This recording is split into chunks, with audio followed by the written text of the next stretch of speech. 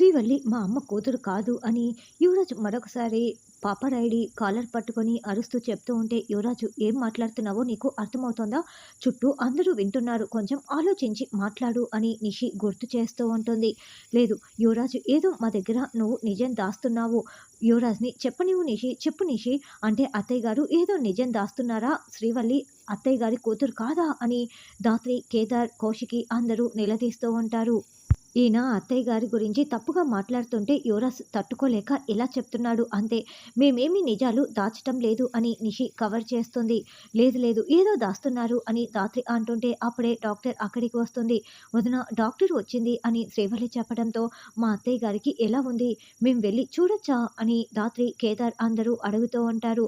మీరు సమయానికి తీసుకొచ్చారు కాబట్టి సరిపోయింది, లేకుంటే పాయిజన్ హార్ట్లోకి వెళ్ళి చాలా ప్రాబ్లం ఫేస్ చేయాల్సి వచ్చిండేది. ఇప్పుడు ఆవిడ సేఫ్‌గానే ఉన్నారు. వార్డుకి షిఫ్ట్ చేస్తాము. మీరందరూ అక్కడ వెయిట్ చేస్తూ ఉండండి. అప్పుడు చూసి మాట్లాడొచ్చు అని డాక్టర్ చెప్పి వెళ్తుంది. మీరు చంపబోయిన మా అత్తయ్య గారిని ఆ దేవుడే కాపాడాడు అని ధాత్రి అంటే, రేయ్! ఇంకోసారి నా చెల్లి అంటూ నువ్వు మా ఇంట్లో అడుగు పెట్టావా? నీ ప్రాణాలు తీసేస్తా, వెళ్ళరా వెళ్ళు అని సుధాకర్ తిట్టటంతో పాపారాయుడు అక్కడి నుంచి పక్కకు వెళ్తారు. తర్వాత డాక్టర్ స్పృహలో లేని వైజయంతిని చెక్ చేసి స్కాన్ ఒకసారి తీయించి తర్వాత వార్డుకి షిఫ్ట్ చేయండి అని చెప్పి అక్కడి నుంచి వెళ్ళిపోతుంది. తర్వాత నర్స్ అటుగా వెళ్తుంటే, సిస్టర్ మా అత్తయ్య గారిని వార్డుకి షిఫ్ట్ చేస్తామని చెప్పారు, చేసేసారా? మేము వెళ్ళి చూడొచ్చా అని దాత్రి అడగటంతో, స్కాన్‌కి తీసుకెళ్తున్నారు, తర్వాత వెళ్ళి చూడండి అని సిస్టర్ చెప్పి వెళ్తుంది. అమ్మి వైజయంతి, నిన్ను ఎలా వదిలేస్తాననుకుంటున్నావు? నిన్ను ఈరోజు చంపి ఇక్కడి నుంచి వెళ్తాను అని వైజయంతిని స్కానింగ్‌కి తీసుకువెళ్తుంటే చూస్తూ పాపారాయుడు అనుకుంటూ ఉంటాడు. ఏమైంది దాత్రి, ఇంతలా ఆలోచిస్తున్నావు అని కేదార్ అడగటంతో, అసలు పాపారాయుడు బాబాయ్ గారే ఇప్పుడు అత్తయ్య గారికి విషం పెట్టారు. అత్తయ్య గారిని హాస్పిటల్‌కి తీసుకొచ్చాము. కానీ అత్తయ్య గారి కోసం మళ్ళీ పాపారాయుడు బాబాయ్ గారు ఇక్కడికి వచ్చి మన అందరితో కూడా గొడవ పడుతున్నారు. ఏమై ఉంటుంది అని ఆలోచిస్తున్నానని దాత్రి అంటే, ఎలా ఉందో తెలుసుకోవటం కోసం చూడటానికి వచ్చి ఉంటాడు దాత్రి అని కేదార్ అంటాడు. లేదు, 2 సార్లు ఇంటికి వచ్చి ప్రాణాలు తీయబోయాడు. ఇప్పుడు మనం అందరం తేరుతున్నా కూడా ఇక్కడే ఉన్నాడంటే ఖచ్చితంగా మళ్ళీ చంపటానికే వచ్చి ఉంటాడు. విషం తిన్న తర్వాత ప్రాణాలతో ఉంటుందా, చచ్చిపోయిందా అని తెలుసుకోటానికి వచ్చాడు. ఒకవేళ ప్రాణాలతో బయటపడితే చంపుదామనే వచ్చి ఉంటాడు. చూడు, ఒక్కసారి ఆలోచించు అని దాత్రి అంటే, నువ్వు చెప్పింది నిజమే దాత్రి, మళ్ళీ పిన్నిని ఏమైనా చేస్తాడేమో, పద వెళ్ళి చూద్దాం అని కేదార్ అంటాడు. ఇప్పుడు అత్తయ్య గారిని స్కానింగ్‌కి తీసుకువెళ్లారు. అక్కడ సిస్టర్ మాత్రమే ఉంటుంది. మనం ఎవరమో ఉండమని చెప్పి అటాక్ చేసే ప్రయత్నం చేస్తాడు. రా కేదార్, వెళ్ళి కాపాడదాం అని దాత్రి చెప్తుంది.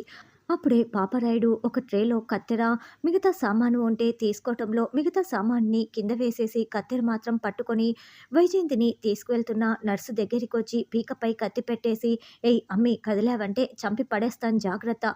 ఈ అమ్మిని అదిగో ఆ గదిలోకి తీసుకురా అని బెదిరించటంతో గదిలోకి తీసుకువెళ్తారు. అక్క, నేను ధాత్రి పిన్నికి స్కాన్ చేసి తీసుకొస్తాము, దగ్గరుంటామని కౌశికితో కేదార్ చెప్తుంటే, ఏ మీరు వెళ్తే కానీ స్కాన్ తీయరా డాక్టర్ అని నిషి అంటే, అసలు మీకేం సంబంధం ఉందని వెళ్తారు, మేము వెళ్తామని యువరాజ్ అంటాడు. రేయ్, ఆ ధైర్యం ఏదో ముందే చెప్పొచ్చు కదా, వీళ్ళు వెళ్తామని చెప్పిన తర్వాత కాదు నువ్వు మాట్లాడేది, ముందు మీరు వెళ్ళండి అని సుధాకర్ అంటే, అవునని కౌశికి అంటుంది. ఈ లోపల రాయుడు వైజయంతిని ఒక గదిలోకి తీసుకువెళ్ళి నర్సుని చెంపపై కొట్టడంతో ఆవిడకి గోడ తగిలి స్పృహ కోల్పోతుంది. అమ్మయ్య, ఈ అమ్మి చచ్చిపోలేదు, ఈ అమ్మి ప్రాణాలు తీసే లోపల ఈ అమ్మికి స్పృహ రాకూడదు అని రాయుడు అనుకుంటూ కత్తెరని చేతిలోకి తీసుకుంటాడు. దాత్రి కేదార్ స్కానింగ్ రూమ్కి రాగానే అక్కడ లేకపోవటంతో ఇక రిసెప్షన్ దగ్గరికి వెళ్ళి మా అత్తయ్య గారు ఎక్కడ ఉన్నారో చూసి చెప్పండి అని అడగటంతో, స్కానింగ్ రూమ్ నుండి ఇంకా బయటికి రాలేదు మేడం అని ఆవిడ చెప్తుంది. అయితే ఖచ్చితంగా రాయుడు బాబాయి ఎక్కడికో తీసుకువెళ్ళి ఉంటాడు, బయటికైతే తీసుకువెళ్ళి ఉండడు. ఎందుకంటే మనమందరము ఉన్నాం కదా, సెక్యూరిటీ కూడా చాలా ఎక్కువగానే ఉంది. కాబట్టి ఆపరేషన్ థియేటర్‌కి, స్కానింగ్ గదికి మధ్య ఉన్న గదుల్లోనే నర్సుని బెదిరించి మరీ అత్తయ్య గారిని తీసుకువెళ్ళి ఉంటారు. రా వెళ్ళి వెతుకుదాం అని దాత్రి, కేదార్ మొత్తం గదులు వెతుకుతూ ఉంటారు. అమ్మి, నువ్వు ప్రాణాలతో ఉండకూడదమ్మి, ఎందుకంటే నా పరువు తీసేసావు కదా అని స్పృహలో లేని వైజయంతి ముందు కూర్చొని కత్తితో పొడవబోతూ ఉంటే అప్పుడే వైజయంతికి మెలకువ వచ్చి కత్తెరని అడ్డు పట్టుకుంటుంది. అన్నా, ఏం చేస్తున్నావు అని అడుగుతూ ఉంటే, నువ్వు నా పరువు తీసేసావమ్మి, నువ్వు ప్రాణాలతో ఉండకూడదు అని రాయుడు అరుస్తూ ఉంటాడు. "అన్నా నేను ఒకసారి చెప్పేది వినన్నా" అని వైజయంతి బతిమలాడుతున్నా కూడా బలవంతంగా పొడవబోతూ ఉంటాడు. దాంతో వైజయంతి తోసిపడేసి ఆ కత్తిని తన చేతిలోకి తీసుకొని "అన్నా దగ్గరికి వచ్చావంటే చంపేస్తానని" బెదిరిస్తూ ఉంటుంది. "ఏందమ్మీ నీ ప్రాణాలు కాపాడుకోవటం కోసం నా ప్రాణాలు తీయాలని చూస్తున్నావా? నువ్వు నా పరువు తీసేసావు కదా! ఇక నేను చచ్చినట్లే. ఇప్పుడు ప్రాణాలతో ఉండి ఏం లాభం? రా వచ్చి చంపేసేయ్" అని రాయుడు అంటే అసలు నేను ఏ తప్పు చేయలేదన్నో, నువ్వు చచ్చిపోవాల్సిన అవసరం లేదు, నేను చచ్చిపోవాల్సిన అవసరం లేదు, అసలు శ్రీవల్లి నా కన్న కూతురు కానే కాదు అని వైజయంతి చెప్పటంతో రాయుడు షాకింగ్గా వింటూ ఉంటాడు.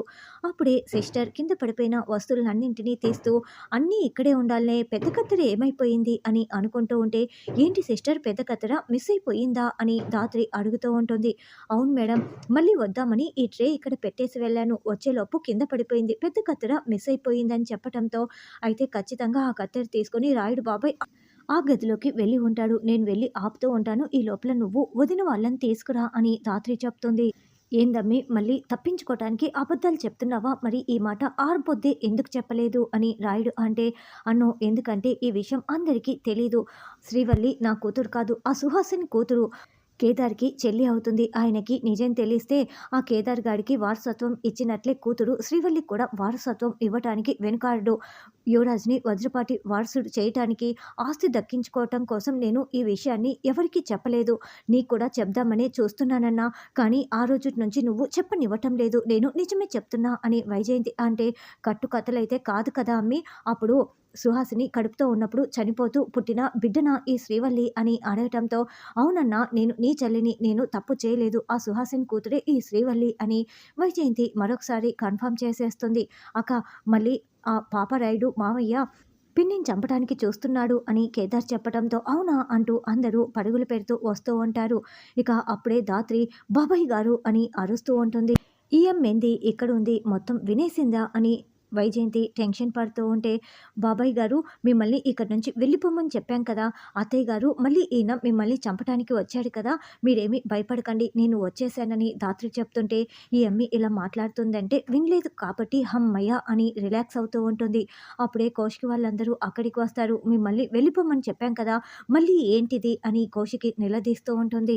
మా అమ్మ జోలికి రావద్దని ఎన్నిసార్లు చెప్పాలి అని యువరాజ్ అరుస్తూ ఉంటే, క్షమించండి క్షమించండి, నా తప్పు నేను తెలుసుకున్నాను, అందుకే క్షమించమని అడుగుతున్నాను అని దండం పెడుతూ ఉంటాడు. గంట క్రితం వరకు కూడా మా అత్తయ్య గారిని చంపుదామని చూసిన వారు ఇప్పుడు ఉన్నట్లుండి ఇలా క్షమించమని అడుగుతున్నారు, అసలు ఇక్కడ ఏం జరుగుతోంది అని ధాత్రి అంటుంది. ఏందన్నో నువ్వు నన్ను క్షమించమని అడగటం, అలా మాట్లాడకన్నో అని వైజయంతి ఏడుస్తూ ఉంటుంది.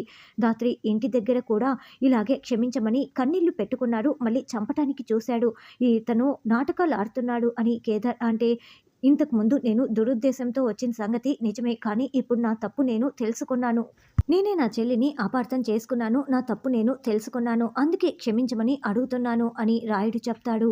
నో అలా మాట్లాడకు అని వైజయంతి అంటుంది. ఏం జరుగుతోంది ఇక్కడ, మా సిస్టర్ ఎందుకు ఇలా స్పృహ కోల్పోయి ఉంది అని డాక్టర్ అడగటంతో, ఇదిగో డాక్టరు నన్ను క్షమించు, నేనే ఆ ఎమ్మిని లాగిపెట్టి ఒకటి ఇచ్చాను, అందుకే పడిపోయింది అని రాయుడు అంటే, నేను పోలీస్ కంప్లైంట్ ఇస్తానని డాక్టర్ చెప్తుంది. చూడండి ఇతని మెంటల్ కండిషన్ సరిగ్గా బాగోలేదు, ప్లీజ్ దానికి ఎంత ఖర్చైనా కూడా ఆ ట్రీట్మెంట్ మొత్తం కూడా నేను భరిస్తాను, అలాంటి పని చేయకండి, సారీ ఇతను చేసిన దానికి నేను క్షమాపణలు అడుగుతున్నానని కౌశికి చెప్పడంతో, చూడండి ఇవన్నీ డిశ్చార్జ్ చేస్తున్నాము, ఇంటికి తీసుకువెళ్ళండి, ఇటువంటి వాళ్ళని ఇక్కడికి రానివ్వకండి అని డాక్టర్ చెప్తుంది. బో మా అన్న మంచోడు అని వైజయంతి చెప్తుంటే, ఇంటికి వెళ్ళిన తర్వాత మాట్లాడుకుందాం అని సుధాకర్ అంటాడు. నేను పేమెంట్ చేసి వస్తానని ధాత్రి వెళ్తుంది.